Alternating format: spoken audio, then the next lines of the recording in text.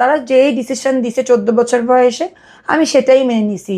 আমি যখন আমার ফ্যামিলিকে লাস্টে বলছি যে আমি আর পারতেছি না, আমার মানে আমি মানসিকভাবে খুবই মানে কষ্টে আছি, আমি চলে আসতে চাই, আমাকে নিষেধ করছে কিন্তু আমি শুনি নেই, লাস্টে আমি পারছিলাম না, যার জন্য আমি চলে আসছি।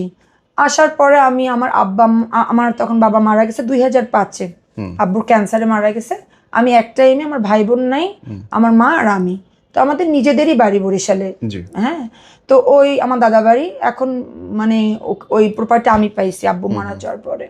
তো আম্মুর কাছেই আমি থাকতাম, কারণ যেহেতু আমার যাওয়ার জায়গা নেই, মা ছাড়া আমার তার ভাই বোন নেই, আমার আম্মার কাছেই বরিশালে আমি চলে গেছি ব্যাক টু ব্যাক আমার বাচ্চাদেরকে নিয়ে। তো আমার কাছে থাকা অবস্থায় 3 মাস পরে আমার মনে হয় ফাহিম আমাকে নক করছিল ফেসবুকে, হাই হ্যালো দিয়ে আর কি।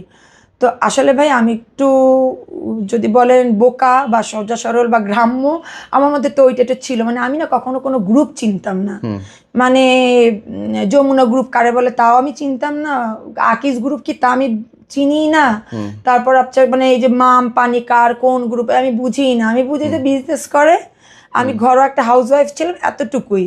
তো যখন আমাকে মেসেজ করতেছিল, আমি তো এমনি একটা জায়গা থেকে আসছি, একটু ভয়ে ভয়ে থাকি সবসময় যে কোনো ট্রাপে পড়ি কিনা বা কেউ ট্রাপে ফেলায় কিনা, কারণ সারা জীবন